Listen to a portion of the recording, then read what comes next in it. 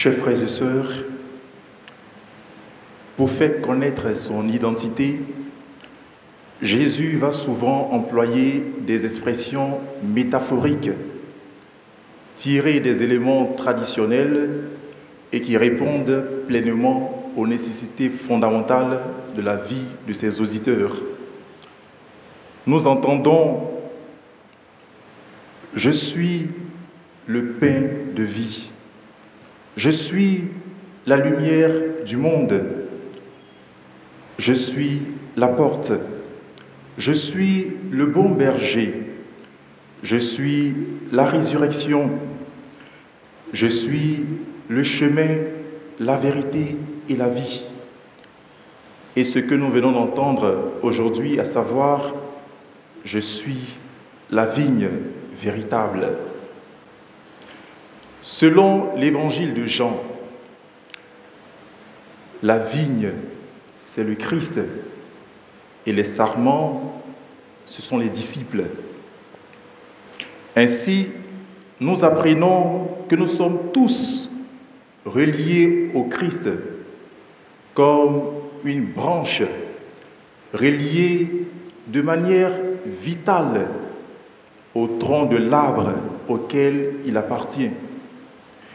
Cette déclaration de Jésus, « Je suis la vigne véritable », vient nous rappeler l'urgence de demeurer fidèle au Christ.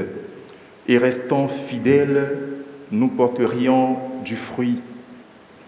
Autrement, l'une des plus importantes attitudes que nous devons avoir, c'est de demeurer dans la fidélité au commandement du Seigneur pour porter du fruit.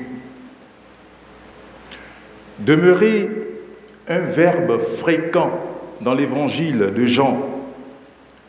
Précisément, dans le passage qui nous a été proclamé, ce verbe est employé jusqu'à 8 reprises et cela attire forcément l'attention et pousse à une méditation.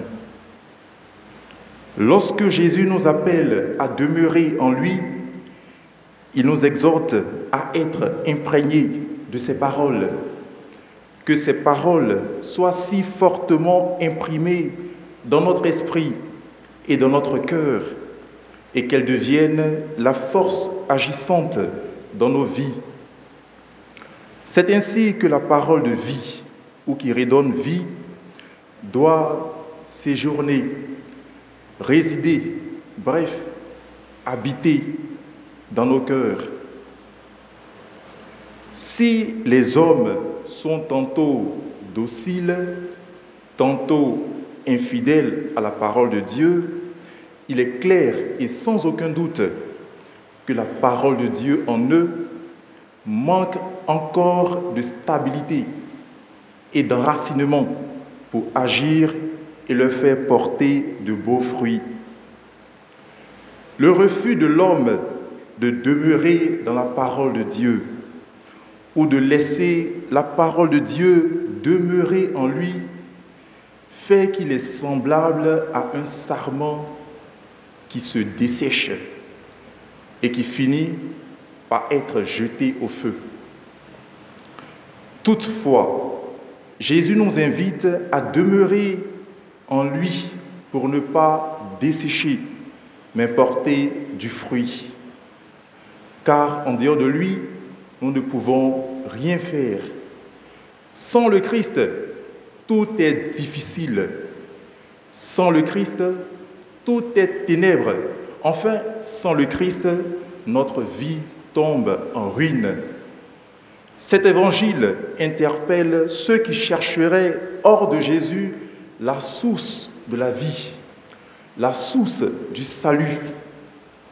Pour le chrétien confronté aujourd'hui par tant de propositions de chemin de réussite, cette parole doit être la racine de sa vie dont il ne faut pas se défaire.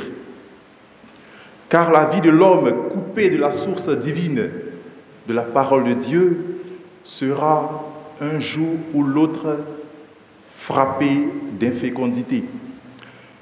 Nous apprenons de ce fait que notre vie chrétienne dépend absolument du Christ Sauveur qui combat toutes les formes de stérilité qui nous atteignent. Par conséquent, il n'existe qu'un seul chemin, celui de demeurer dans le Christ, c'est-à-dire de rester greffé sur la vigne qu'est le Christ, afin que les sarments que nous sommes produisent des fruits, de bons fruits qui demeurent.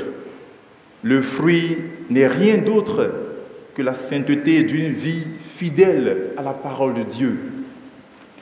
Demeurer dans le Christ, tel est le mot d'ordre de ce jour.